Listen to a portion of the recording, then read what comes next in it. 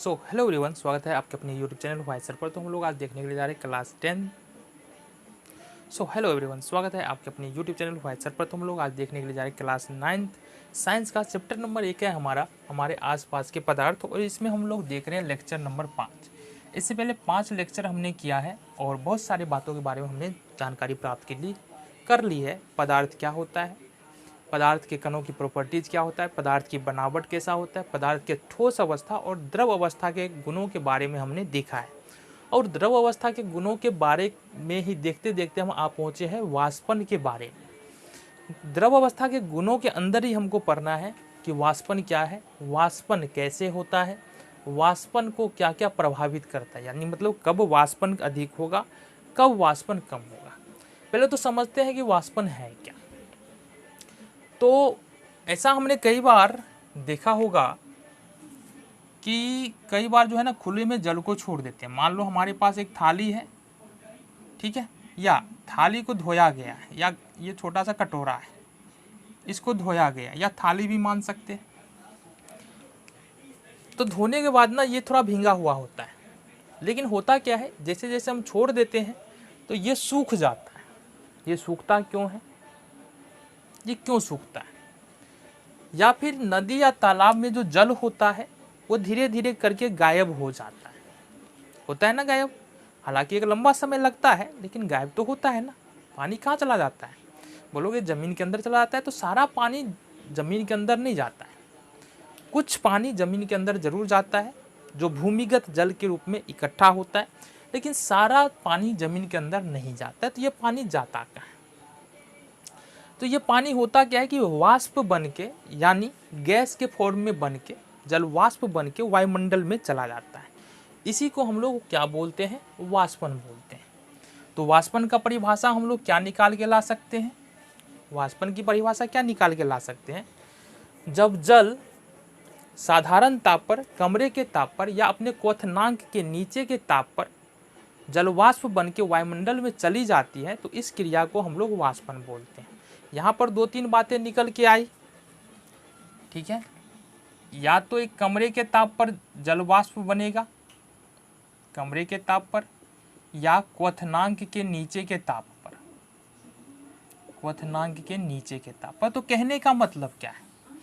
पहला बात तो है कि वाष्पन में जल जो है वो वाष्प में बदल जाएगा। पहले बात ये समझो, मतलब गैस के फॉर्म में बदल करके और वो वायुमंडल में चला जाएगा, ठीक है। मान लो हमारे पास एक थाली है इस तरह से।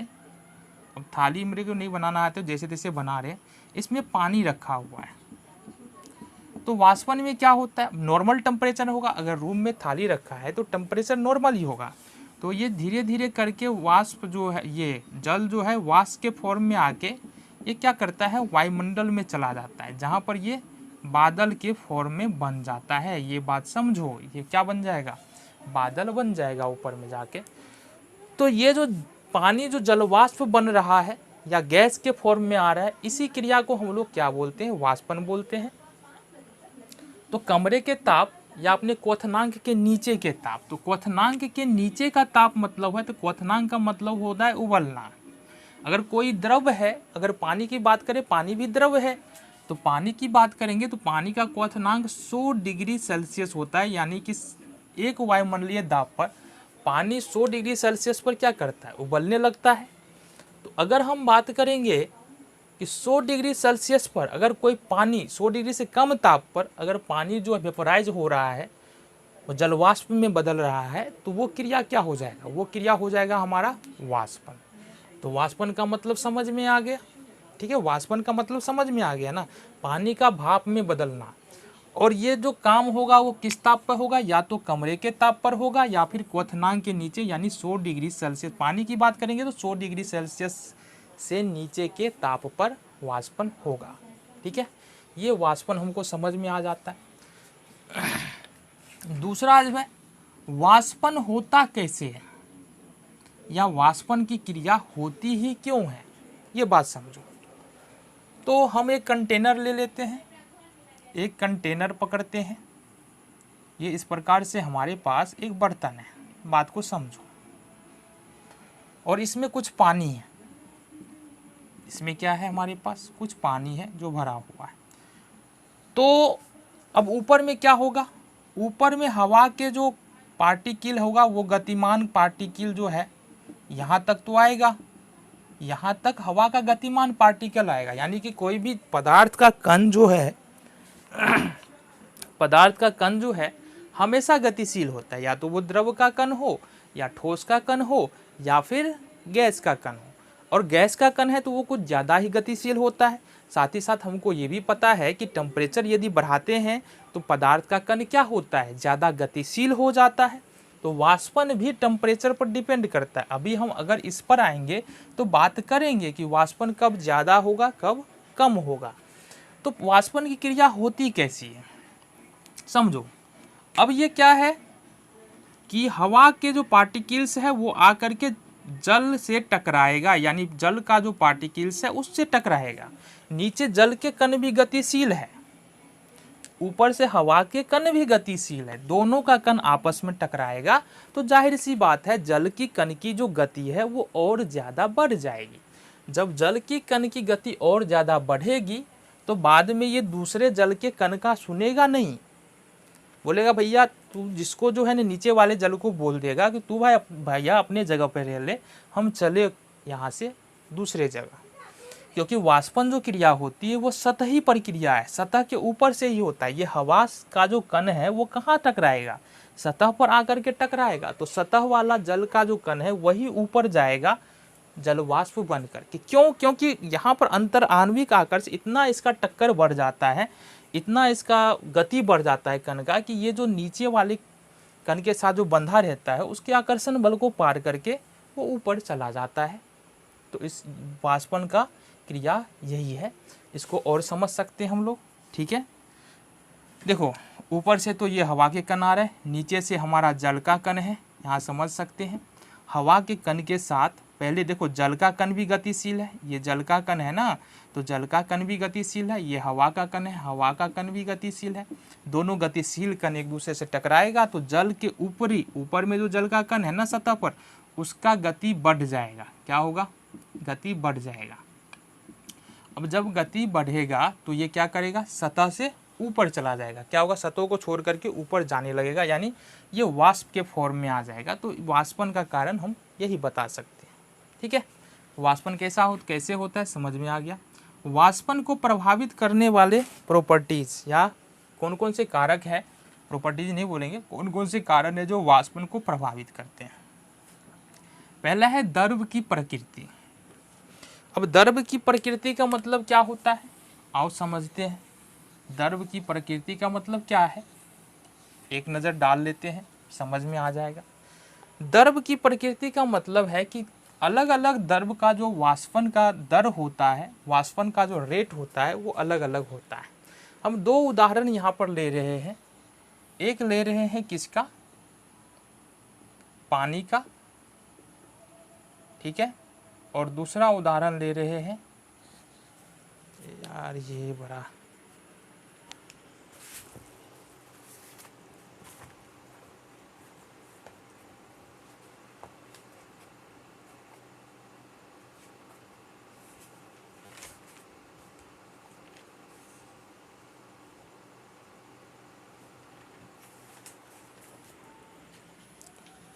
तो एक उदाहरण हम यहाँ पर लेंगे पानी का, दूसरा उदाहरण लेंगे ईथर का।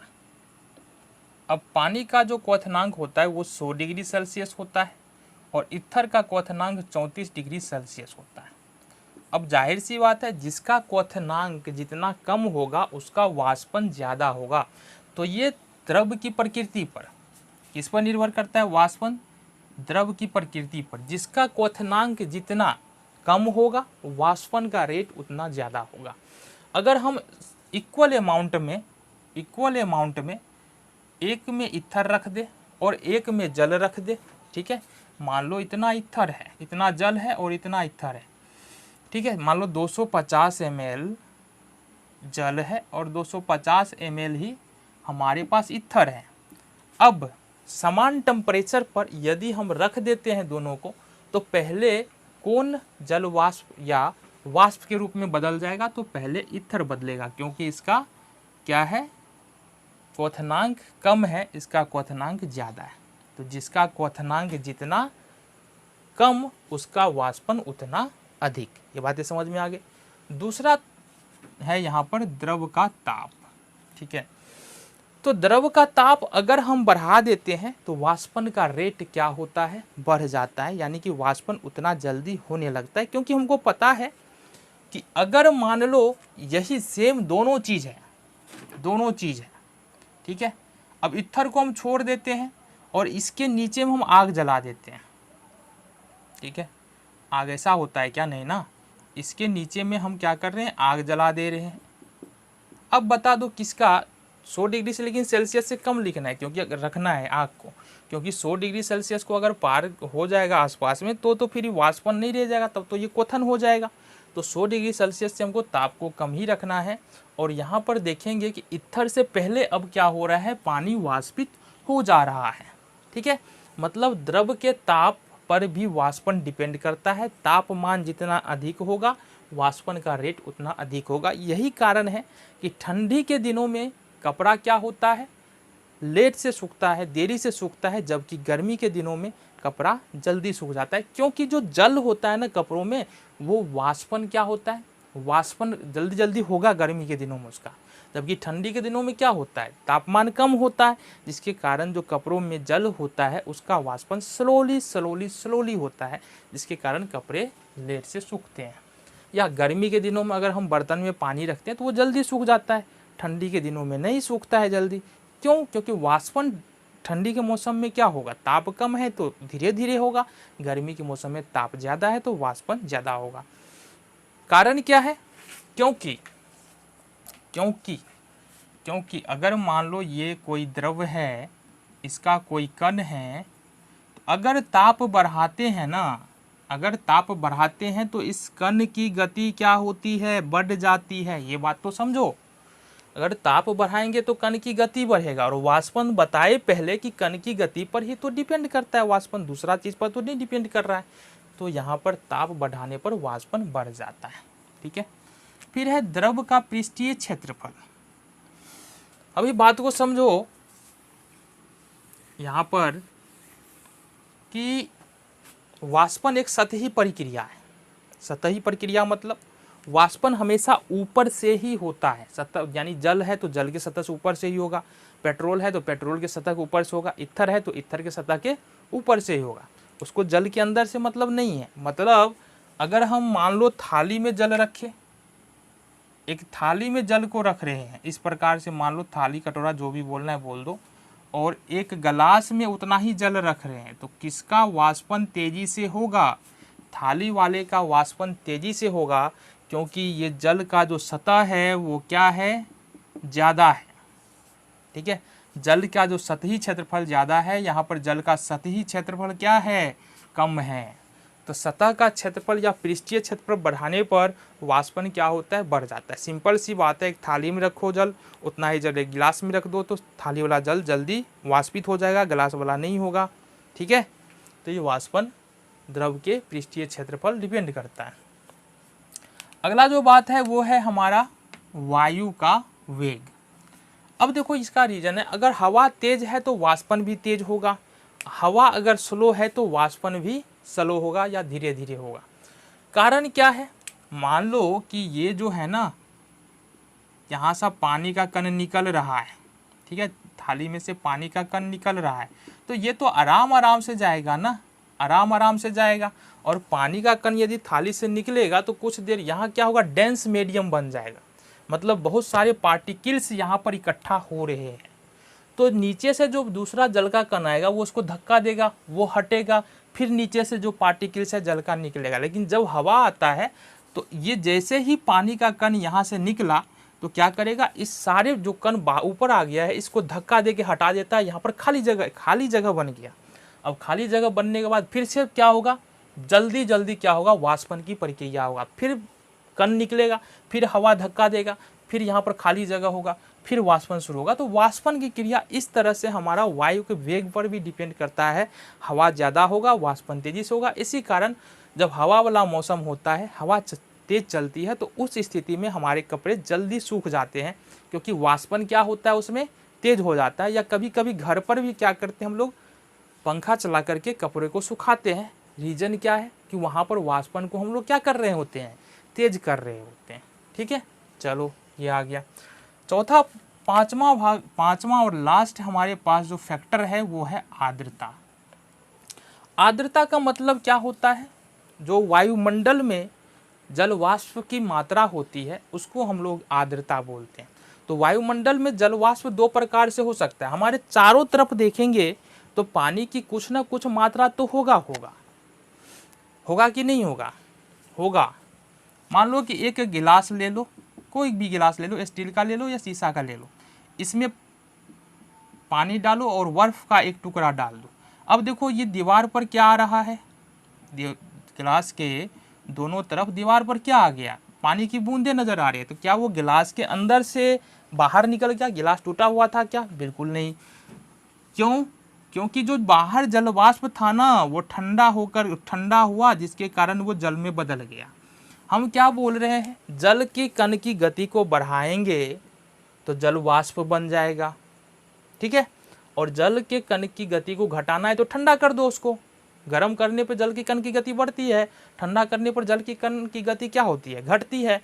तो अगर यहाँ पर क्या हो रहा है कि जब इसमें ठंडा डालते हैं तो आसपास का क्षेत्र क्या होता है, अगर आइस का टुकड़ा डाले हैं गिलास में तो पानी है, आसपास का क्षेत्र ठंडा हो जाएगा। इसके आसपास में जितना भी जल वाष्प है वो आकर के गिलास के दीवार पर चिपक जाएगा। तो हम यहाँ पर समझ में आ गया जी आर्द्रता क्या होता है। हमारे आसपास हमेशा जल तो होता ही है, ज़मीन के अंदर भी जल है, हमारे वायुमंडल में भी जल है, हमारे जहाँ पर हम बात कर रहे हैं वहाँ भी जल है, लेकिन एक फिक्स अमाउंट में होता है। आर्द्रता क्या होता है, वायु में जल वाष्प की मात्रा, वायु में जल वाष्प की मात्रा।